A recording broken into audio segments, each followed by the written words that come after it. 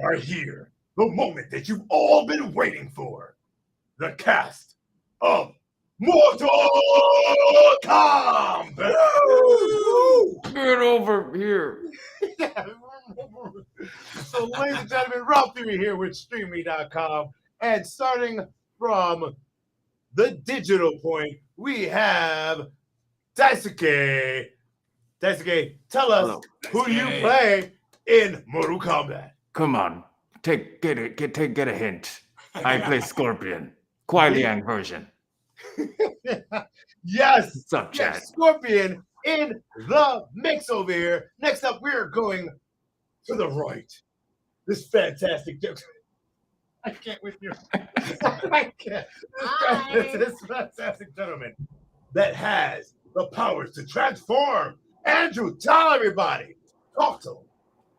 Hey everybody, Andrew Morgado here, Size-Off / Reptile. Ooh, House. yes. Yeah.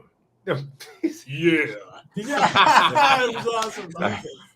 Next up, we have the man that won't do anything without a martini and glasses in his hand. Andrew, tell him who you are. Hey, I'm Andrew Bowen here, Johnny Cage, and thank you all for coming out. And you're about to hang out with my BFF too, Kenchi here. Well, I was literally going to mention the person that if you play Marco Polo will never, ever win. The man with the sash around his eyes. Vic, tell him who you are. Hey guys, I'm Kenshi Takahashi. Oh wait, hold on, wait. Okay, all right. Hey guys, what's going on? Kenshi Takahashi. And all I want is Sento, my family blade. That was Can we get him his family blade? Anyone? Dude, didn't you just give it to him? Or I did, but we didn't bring it today. did you just take backseats? We had a couple of rules before we came, like no sharp blades. That is So true. we want to remember that. Very, very true. So, ladies and gentlemen, if you want an amazing print of any of these fantastic people, and ladies and gentlemen, we do have an exclusive Mortal Kombat poster. Ooh. Woo! All you gotta do is go to streamy.com/MK1. So, first off, I would like to say thank you everyone for being on the stream right now. And I would like to ask you, go around in a circle and say, what was the most fun and awesome experience you had playing your character in Mortal Kombat? Let's go in the reverse. Let's go, Kenchi. The fight efforts were insane. Like I remember that session of fight efforts, and I'm pretty sure I was tasting blood for the next 3 days. It was just harsh, and it's like okay, you're getting set on fire, but give me 3 levels of being set on fire.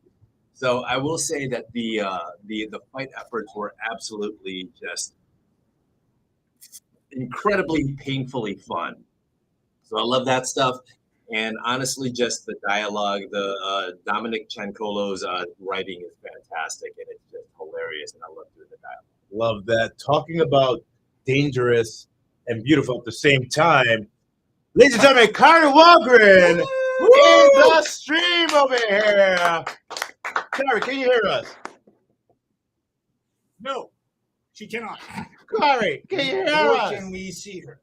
We cannot see Melina Katana for the simple reason that I think Maybe she's in mid shapeshift. I've literally gotten the same idea. I thought I was actually gonna 100%. say she actually drank some of your blood. So Yeah, that. that. She exsanguinated me. I swear I can't with you guys. Oh, you guys are all amazingly fun. I love it. But Andrew, Yes. tell us, what was the most fun part you had in MK1 while Kari is trying to get her stuff set up? Oh man, it's really hard to. I think there's at least 1 or 2 sessions where, again, Dominic and I were just riffing and doing stuff. And I think the Ripley moment. Like lost it, he lost it, I lost it. Booth lost it. Everybody was just laughing. So that was a really big one. He's laughing. But just generally, like just every time we did a session, it's always been a ton of fun. Super amazing, talented group of people led by Dominic and the amazing people at NetherRealm, which without all their work, this wouldn't be cool. But yeah, it was pretty dope. Called it. Sweet. Andrew. Yes, you're going to be confused. The two Andrews. We're both going to be flying out of You our want me to chairs. say Andrew and Andrew? Drew? Do you Just go by Drew? Yeah, Oh, well, shit. yeah, I Oh, do. yeah, he does go like It's an anything but Andy policy. Are Right? you right? You heard it right here, y'all. Ladies and gentlemen, No Andys. the brand new Double Dragon. Andrew and Drew. That question, favorite part. So we worked really hard on keeping this guy very different from his shapeshifted form from the Zateran side.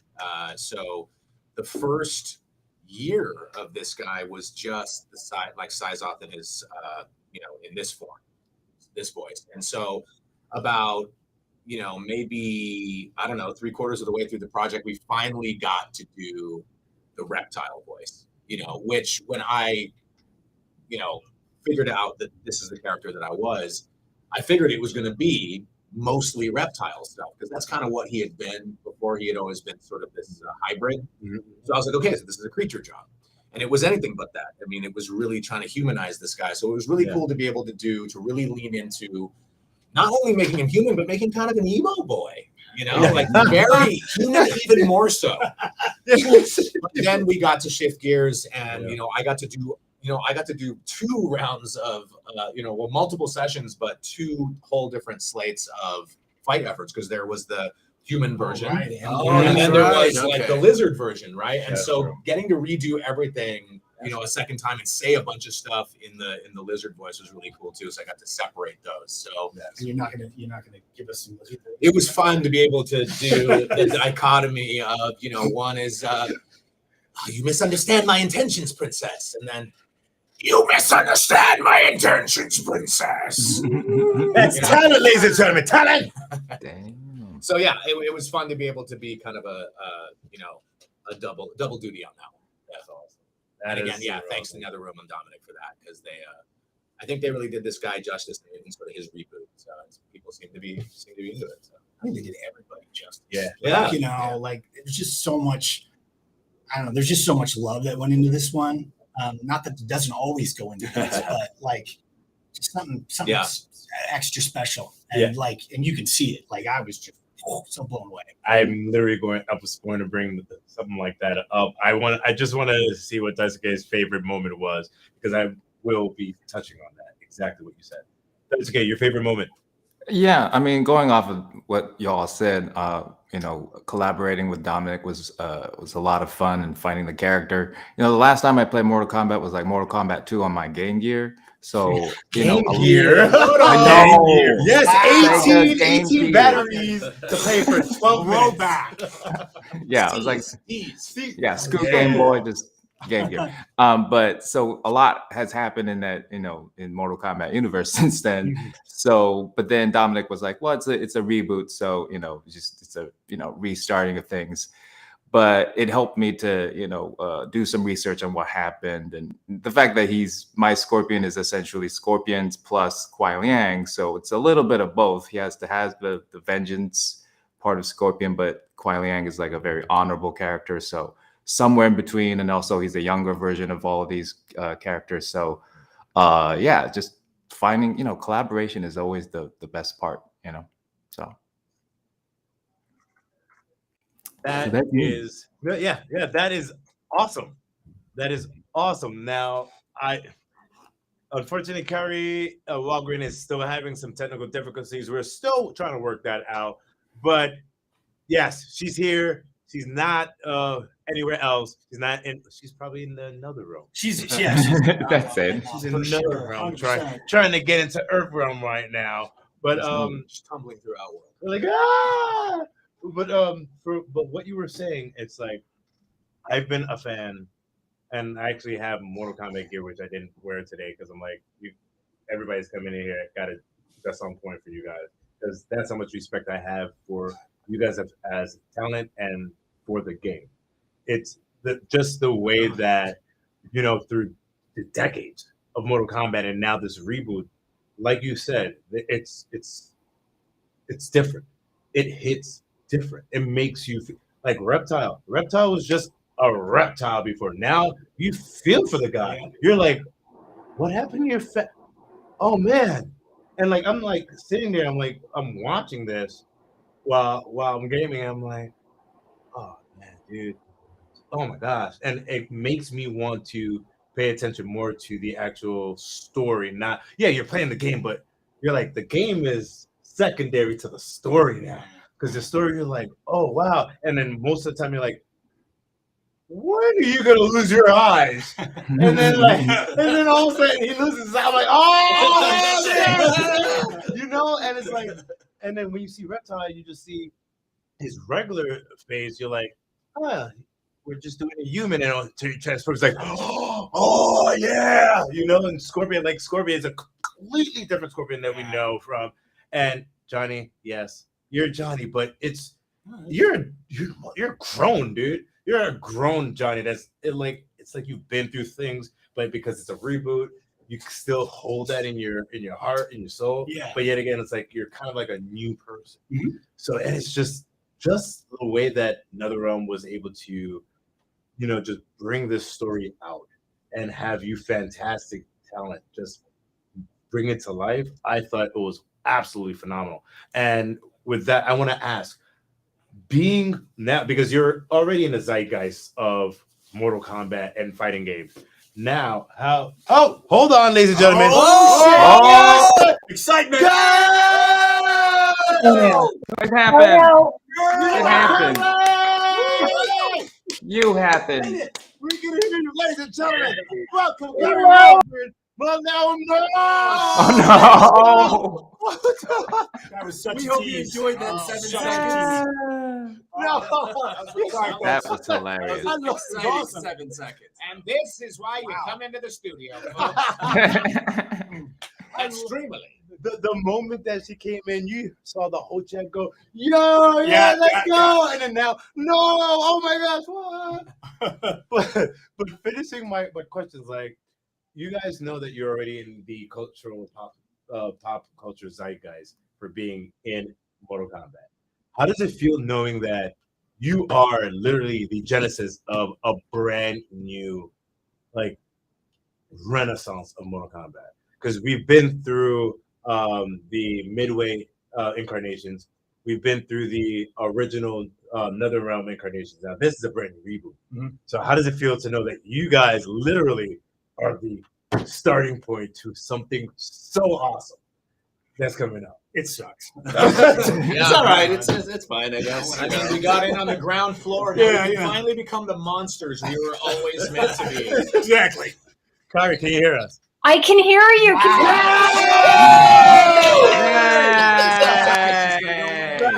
Can you see me? Can you? I literally, I was sitting over here and I could see all of you guys and hear all you guys, and I was responding to things and like, oh yeah, that's great. And I was like, man, they are not including me at all. So hi.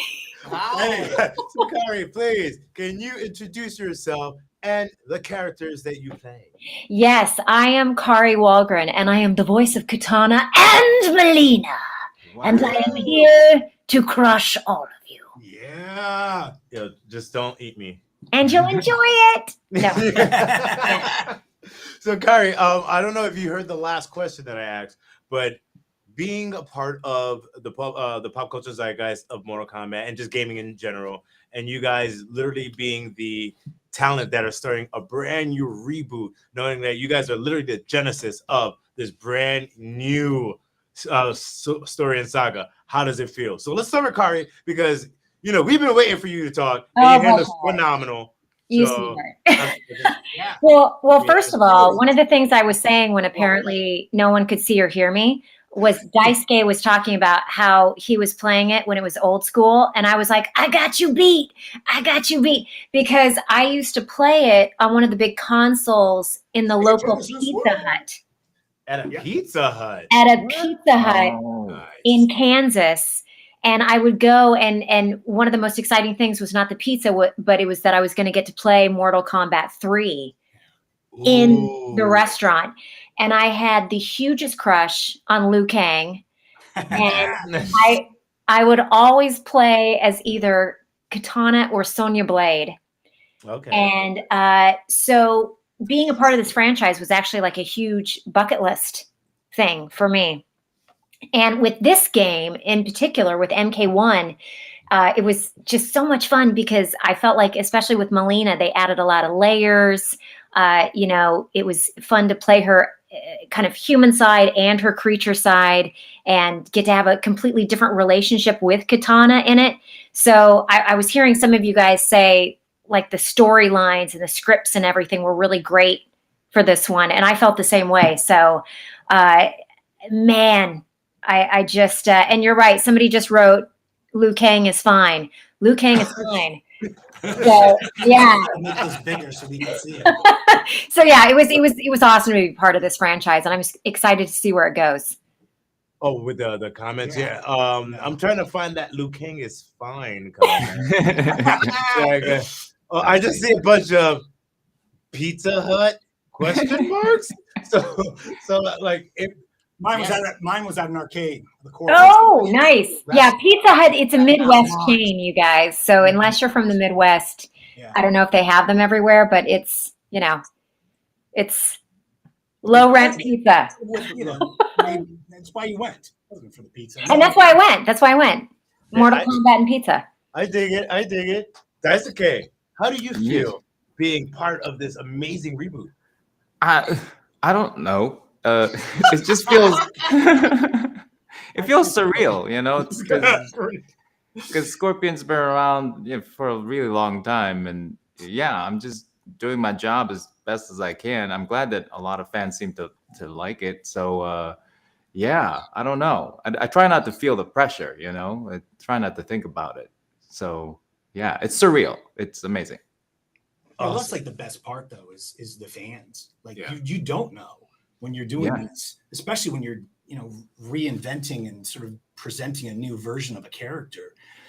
If people are going to like it, if they're not going to like it, you know, and you know, I didn't know if it was going to work or not. And then, you know, when this dropped, it was like, it was just so cool. It's just, you know, that's the icing on the cake, you know, when I mean, because we really did this one in a bubble too, right? I mean, we rarely are crossing paths, you know, like during the game, you know, like building it in sessions. But I mean, I did almost all of this from home, you know, like this was all built in COVID, right? So it was even more, you know, isolated. It felt like, you know, like really did not know the temperature of the room. Oh, can I tell you guys one great story about recording from home? So I have this little tiny studio that I recorded Mortal Kombat in, and it's in my basement. So I'm always like this like little troll going down in my basement. And my dad came to visit me, and I was getting ready to go down in the basement, and I said, Dad, now just don't worry. You may hear some things. And so I went down and I recorded a Mortal Kombat session, and I came back up and he was just deathly pale. And he's like, it was all I could do not to run down in the basement and make sure you were okay, because I just heard these horrifying screams coming from the basement. And I was like, yeah, that's Mortal Kombat. Yeah. Awesome. Oh my gosh. See, this is what I love about these franchises that have such amazing talent and actors. And I just like talent because you're not just actors. Like you embody this thing. This like the characters have become you now. Like you're synonymous with those characters. And the beautiful thing about you guys, this group specifically, you're great people, and like your you-ness translates into those characters, and just them like you're talking about you guys played it when you were younger. Like you guys were fans, and now you are them, and that has to be one of the coolest things. And I feel like it translates through your work because you're like, yeah, I'm Johnny, I'm Kenji, I'm Reptile, I'm Melina Katana, I'm Scorpion.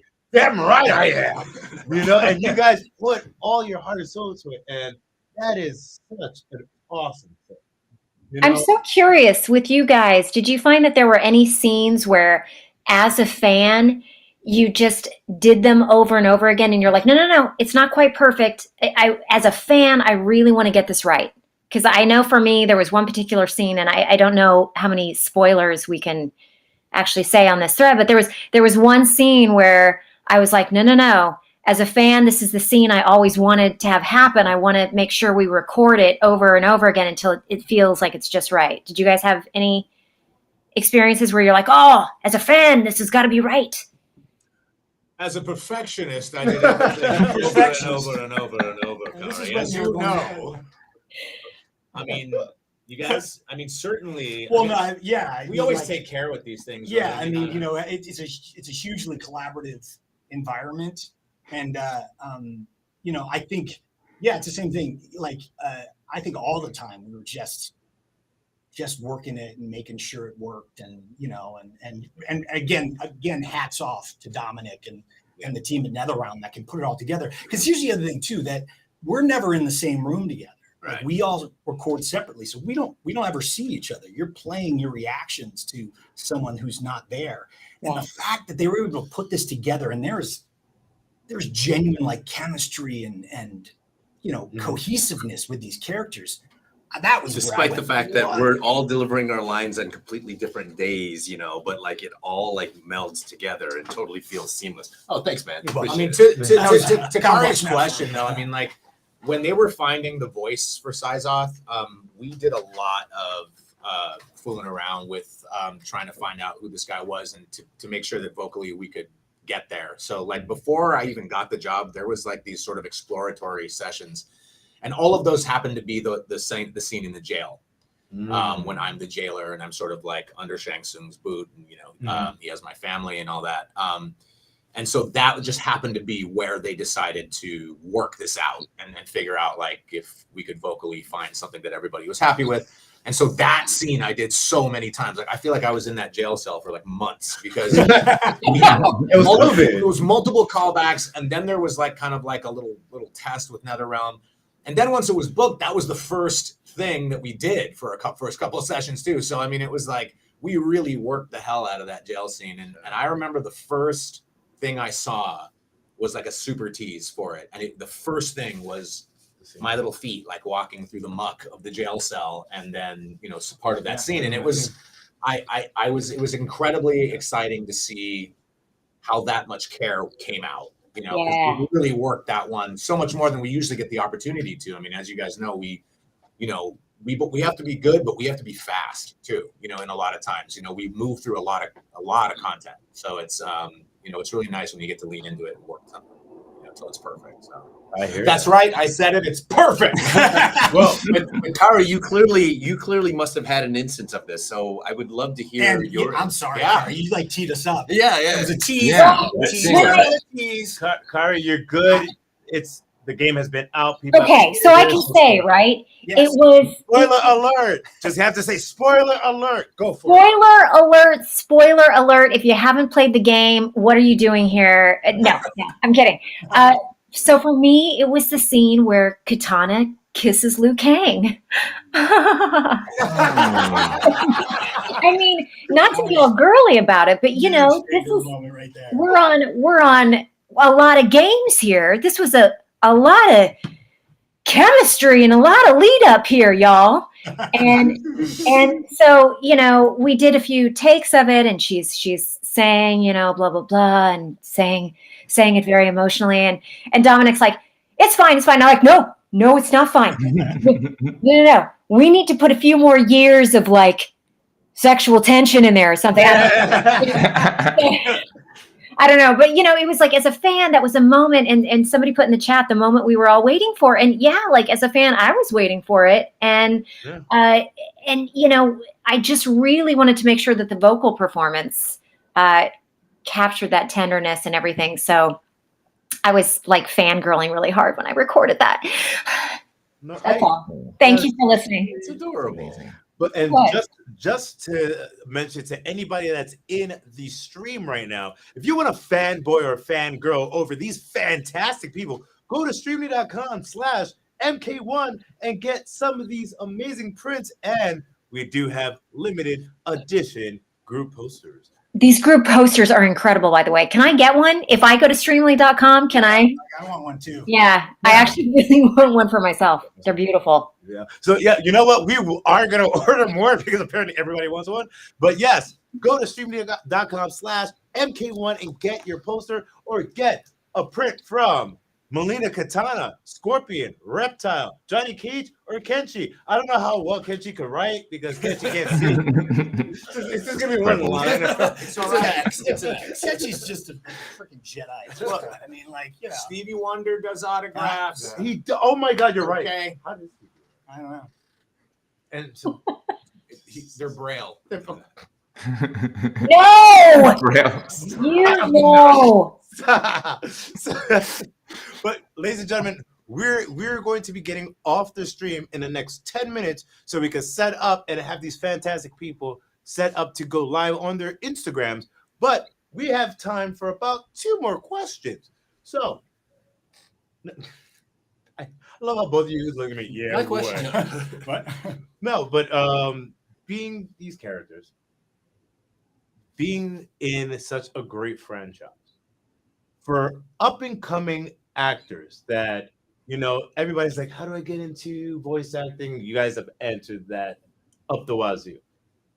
What advice would you give any of these fantastic up and coming voice actors out there about how to get even noticed by some of these amazing companies like NetherRealm?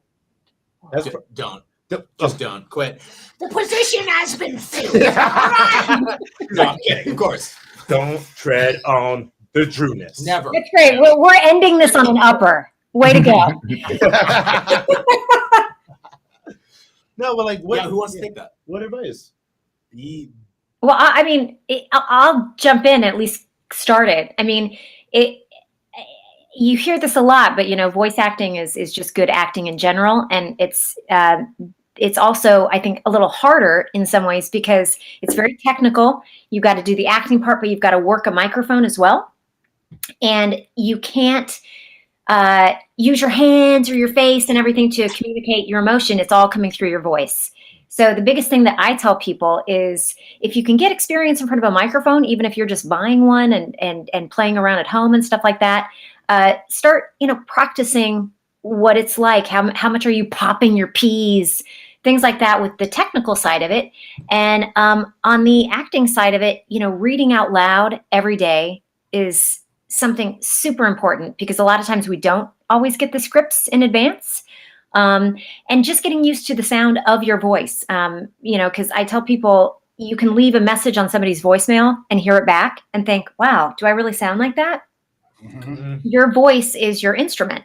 And, if you played the trumpet, you'd spend a lot of time and effort really learning how to play that trumpet. So your voice is basically what your instrument is if you want to be a voice actor, and learning what you can do with that and how to texture it, and what some of you guys are doing with the awesome creaturey sounds and textured voices that you're doing.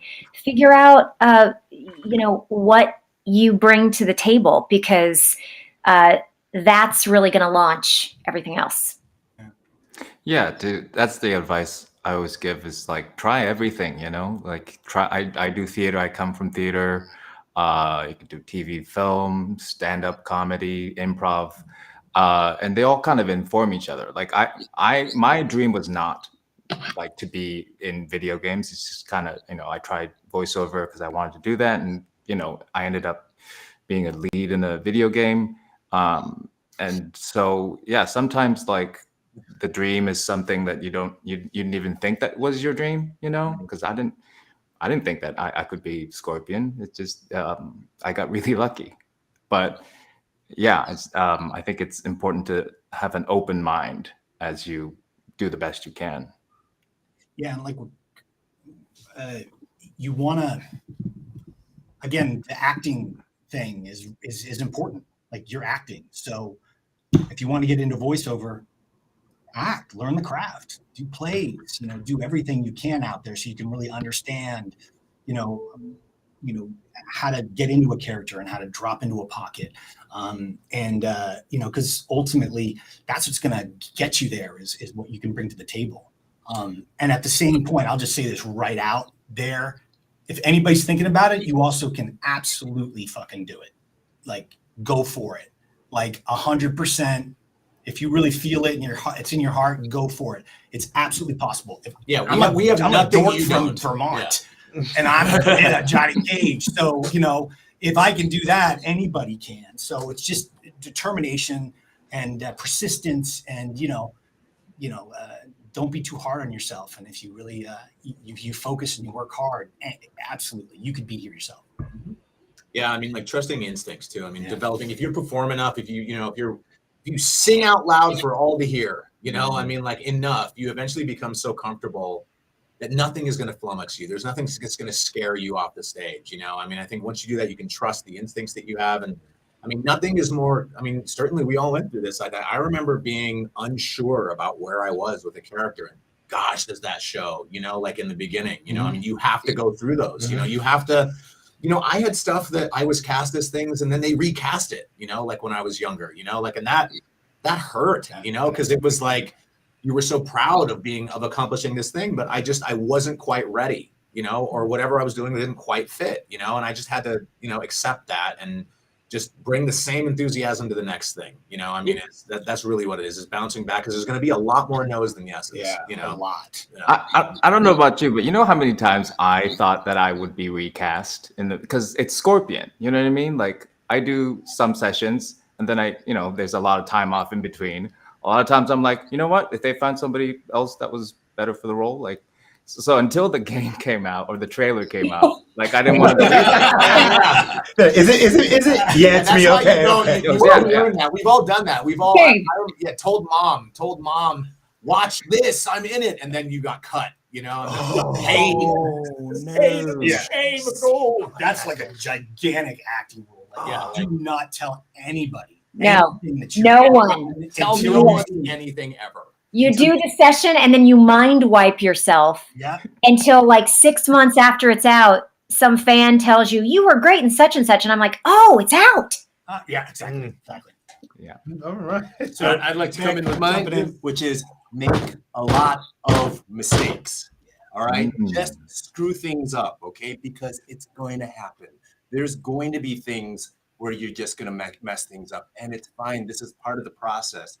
If you go in there thinking there's only one chance to make a good impression or like it has to be perfect, you're going to be paralyzed. Okay. Yeah. Make a lot of mistakes. And because that's just part of the process, it doesn't feel good, but it's necessary. And I will tell you, as somebody who suffers from perfectionism and all the neuroses, we're actors, we're inherently neurotic. Maybe we can all put our hands up. Exactly. It's like I will tell you.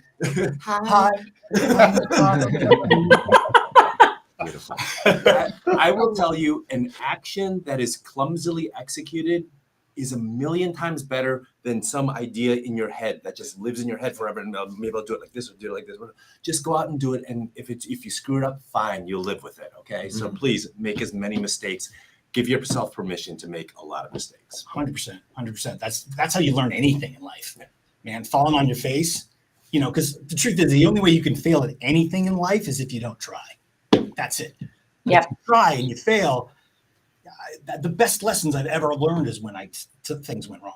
Because then I went, oh, okay. And not wrong is not the word, but like maybe didn't fit what you were hoping for. Yeah, exactly. Right. Different expectation. And then you go, oh, okay. Well, let me work on this and just Should we take Vic? He pounded incessantly on a very, very flimsy table. We all know this. He's going to think about it. Sorry. I'm actually holding it up with my because I superhuman need strength. to know, right? Because Vic like, has no idea how strong he is. He'll never feel alone. Oh my god! And with the last question, because we are rounding down to the closing. Where? Well, actually, no. That'll be for the last question. So this right? It was. I was like, Was that James Lipton? So, no. My question is, what is not under NDA, of course?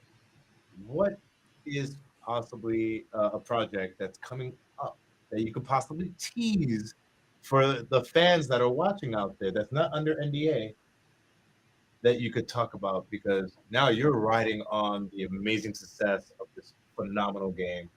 What little teasers can you put for your fans? Be like, hey, you love me in Mortal Kombat. Got something coming up in the works, but you know. do any of you not have signed an NDA? I think I have one thing that just got announced. Yeah, you see? Yeah, so I think this just got announced that the new Spider-Man cartoon that's coming out, I'm playing Aunt May. Oh, that's you. So I'm pretty thank you. They So- went with another 21-year-old Aunt May again. So it was a little bucket list. It was another little bucket list thing to get to play. So yeah, I'm excited about that. Right. I don't know when it's coming out or anything, but it's going to be coming out. So That's Well, awesome. Speaking of Spider-Man, Spider-Man 2 is coming out, Mhm. and I may or may not be a pedestrian. Yeah! Spider-Man 2. Baby, you gotta walk. You hear this voice, swinging around. It may or may not be. I yes, don't know yet. Man swinging, you hear. Sorry, that was rude. So, no, but with that, we are going to actually start our wind down, because we're going to take a 5-minute break, and then these fantastic people will be going on their Instagrams and signing their orders. So if you want to get a signed picture, go to streamly.com/MK1. And with that, we're going to go in reverse order. Tell us, Vic, where they can find you on social media in the next couple of minutes so they could come and see your stream. I'm on Twitter at vicchao.com. Vicchao, sorry, VICCHAO. The Instagram one is the important one, I guess we're talking about. So that one is vicchao1, the number 1. So VICCHAO1. We'll see you there. Oh, I love how you do. You're not going to show me your signature? Right in. Oh, This is the coolest thing. It's actually one of the coolest He things ever. doesn't share it. Sorry. Okay. I'm all right. sorry. I'm Okay. sorry. So thank you. Thank you. All right. Oh, his So, autograph. Can they see that? All right. So that is my signature right there. Now, the thing is, if you turn it upside Whoa. down, Although, did it allow that? Yeah, No, I don't not think allowed it or that. if you hold your finger on, if you put your finger Oh, on yeah. the oh, nice. if you rotate it upside down, There you it go. still says Vic Amazing. now. And that is what happens when actors are on strike. Every time. That's amazing. That's cool. You need to get that tattooed somewhere or something. I don't know. You don't, I will. I am inherently very nerdy, and that is a very that's just one manifestation of my nerdiness. Thank you for letting me show Oh, that. yeah. Love it. I'm going to get the tattoo. Andrew, where can they find you on social media? Pretty much everywhere. I'm at Andrew S. Bowen. Okay. S in the middle for sexy. I was about to say that. I was about to say smooth. Smooth. Yeah. More like stupid, silly, sad. So Andrew S. Bowen. That's where you can find me. Fair enough. Drew, where can they find you on social media? Check me out on MySpace. No, MySpace. Drew Morgado VO, DREWMORGADO_VO. That's Instagram. That's where I'll be for this. So Damn. yeah. Corey! I am at Kari Walgren on pretty much all the socials. And because my parents are Scandinavian there's just lots of weird spelling. So it's KARIWAHLGREN. So you can pretty much find me on all the socials, and come follow along, see some pictures. I love, by the way, if any of you guys are artists out there, I love posting fan art. So please send me your best Mortal Kombat fan art because I love it. Keep it coming. Love it. I second that. Thank you. We love it. Like the enthusiasm, and some is like incredibly professional quality, and some is not, and it's all wonderful all dope, because and it's it's all all with, awesome. it's It's done all with awesome. love and That enthusiasm. one right there is fan art. So I've never it's- received it's anything from awesome. very professional, but I can imagine. Not yet. I'm kidding. I've gotten a lot. Fantastic. Okay. Where can they find you on social media? Yes, all my socials are Dice K2G, but it's spelled DICE, like you roll the dice, K2G. I'm going to be signing Tuesday, though, not right after. Tuesday at 3 p.m. Eastern on my Twitch channel, which is also DICEK2G. But I will be streaming right after just to answer questions if anybody have questions. Sweet. Love it. And ladies and gentlemen, you can always go find Streamly stuff at Streamly.live on all social media, and also go to Streamly.com to see all the fantastic talent that we have coming up and these fantastic signings that they have coming up. So with that, ladies and gentlemen, I would like to say thank you very much. Don't forget to go to these fantastic talents' social media because it is Mortal Kombat time. I wish I could be there with you guys. Yeah, I wish I could be there. I'm sending big hugs and Goodbye, ladies and gentlemen. See you on their socials in the next 5 minutes. Bye, everybody. bye, guys. Thanks for coming.